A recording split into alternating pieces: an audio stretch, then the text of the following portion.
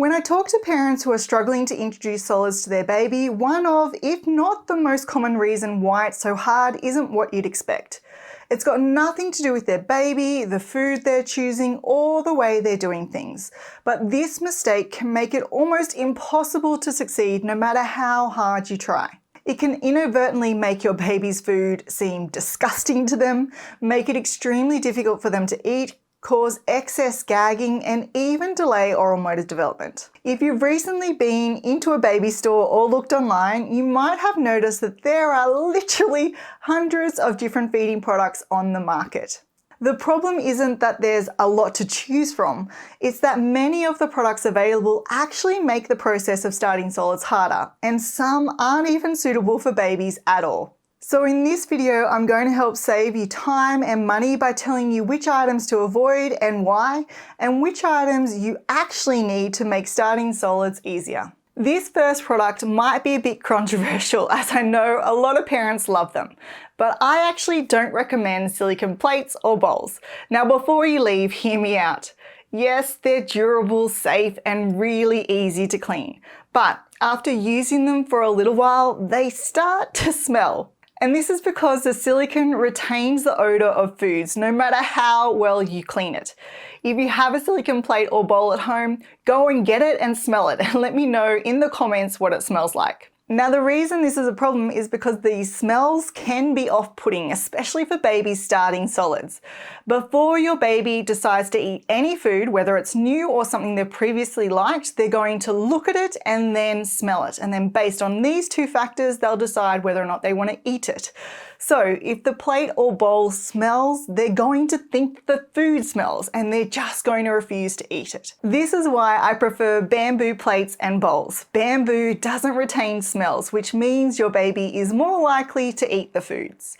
They also don't transfer heat, so the bowl and plate stays cool even when you're serving warm food.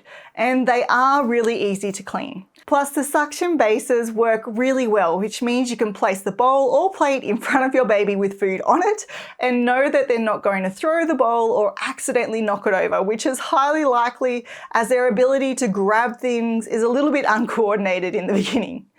Also, the separate sections on a plate allows you to serve both juicy food like watermelon and dry foods without the risk of the juices seeping into and spoiling the dry foods. Now, while some babies don't mind their foods mixing, for others it can be a real turn-off. So having separate sections on the plate helps to minimize this issue and keep mealtimes pleasant for your little one. Next up, we have the spoon. And while it seems like a simple tool, the design of a spoon can greatly affect your baby's ability to eat from it. In fact, there are 3 types of spoons which I recommend you avoid, starting with spoons that are made from flexible material like this silicone spoon. Although they're safe and gentle for your baby to chew on, they bend. This isn't ideal, as your baby's initial attempts at using a spoon involve a lot of trial and error. They're going to accidentally hit their face lots of times before they manage to get the spoon in their mouth. And if the spoon is too flexible, each time they miss their mouth and hit their cheek, it's going to cause the spoon to bend and the food to fall off the spoon before it even reaches their mouth. Moreover, the flexibility of these spoons make it difficult for your baby to scoop up the food because it bends. And this can be frustrating for your baby and make the learning process a lot slower. Next up, we have spoons with a wide bowl like this spoon, and it becomes particularly apparent when you compare it with another baby spoon which has a narrow bowl. Now these spoons can be tricky for your baby because their mouth is small and the wide bowl makes it really hard for them to get the spoon in their mouth. And if they do manage to get it in, this wide bowl actually stretches the sides of their mouth, which can cause them discomfort. Plus, the large size of this spoon can actually trigger your baby's gag reflex more because their gag reflex is located to the front of their tongue. And as a result, because this spoon is large and it goes in their mouth, it triggers their gag reflex, and this then causes them to gag, which can deter your baby from wanting to eat. The third type of spoon to avoid are spoons with deep bowls like this one, as they can make it challenging for your baby to clear the food off the spoon. When your baby starts eating solids, they're learning a skill called lip closure, which is where they press their lips tightly together, and this helps them clear the spoon properly and keep the food in their mouth while they're eating. However, spoons with deep bowls like this can actually make that lip closure process a bit difficult. And that's because it makes it harder for your baby to fully seal their lips around it and scoop the food.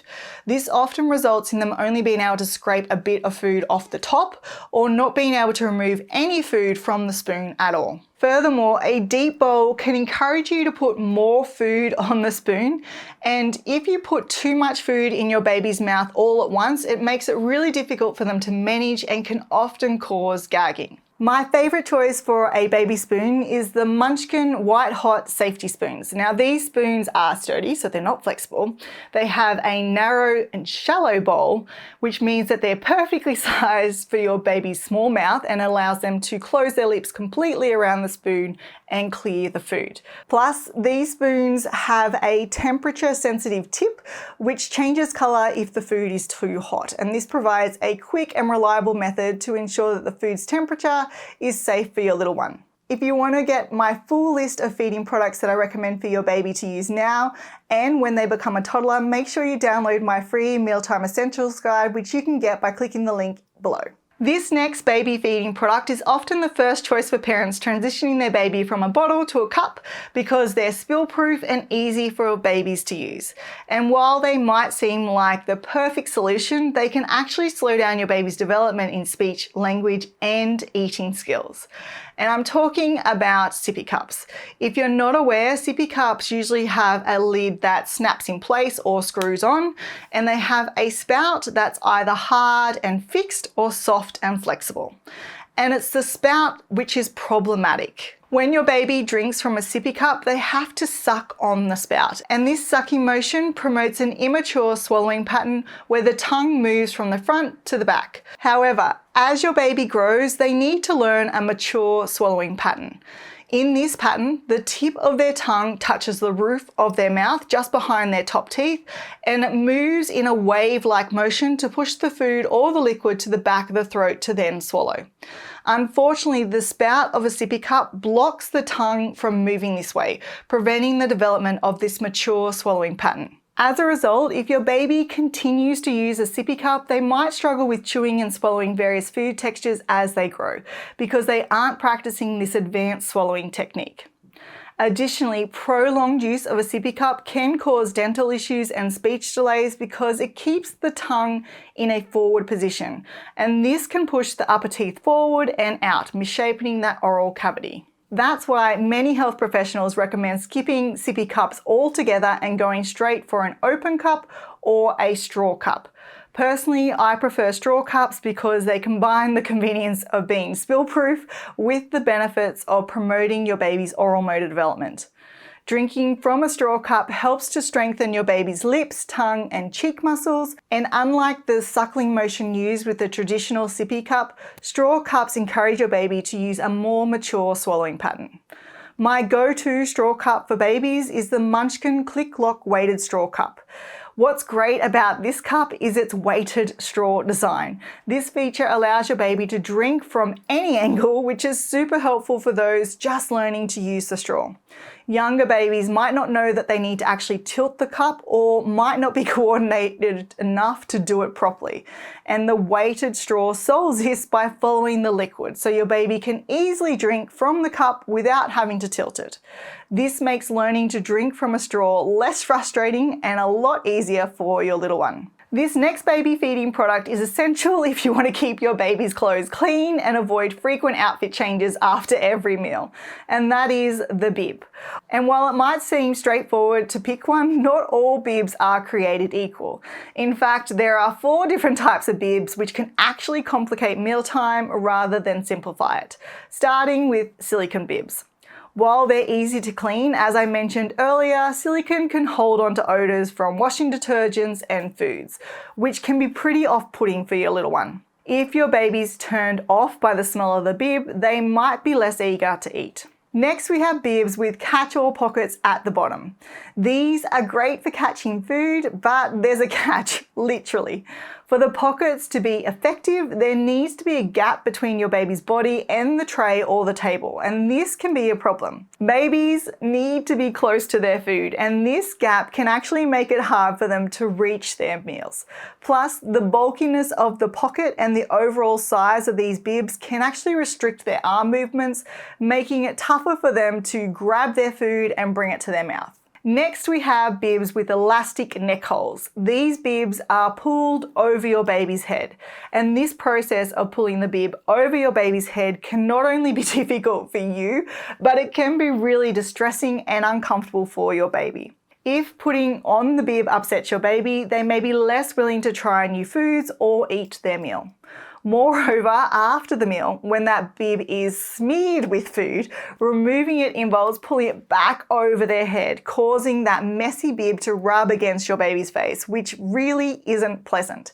And it could make them even more resistant to mealtime. And lastly, we have baby smock bibs. Now, while I find smock bibs great for toddlers, they're not something I usually recommend for babies. And that's because smock bibs are often designed to fit children from about 6 months of age to 18 months of age, or even up to 2 years of age. And because of this, they can be quite large for a baby who's just 6 or 7 months of age. This extra material can create a couple of problems. Firstly, it blocks your baby's view of their food, which might discourage them from eating if they can't see what's in front of them. Secondly, the excess fabric can actually hinder your baby's ability to move their arms freely, and this makes it tough for them to reach their food and then bring it to their mouth, as they have to maneuver around all that extra material. For babies just starting solids, the simpler bibs like this one from Bubba Blue Australia are all that you need. These bibs are just the right size to keep your baby's clothes clean without hindering their ability to see and reach their food. They have absorbent material on the front and waterproof material on the back, which helps to keep their clothes dry. A padded collar to catch all the drips and prevent rashes, and secure press stud fastenings that are easy for you to do, but tricky for little fingers, which means the bib will stay on for the entire meal. Now, one thing I will say is if you have the ideal plates, bowls, spoons, bibs, and cups, and meal times are still challenging, the problem might lie with the high chair. Many high chairs are too big for babies, causing them to slouch or get tired really quickly. And this can lead to your baby refusing to sit in the high chair, struggling to try new foods, or even having tantrums. However, by making a few small but significant tweaks to your baby's high chair setup, meal times can be significantly easier. So make sure you watch this video next, where I show you how to make these simple but necessary changes to your baby's high chair so they can comfortably see, reach, and eat their food. Trust me, this is a crucial step which can make a big difference to meal times, so you don't want to miss it.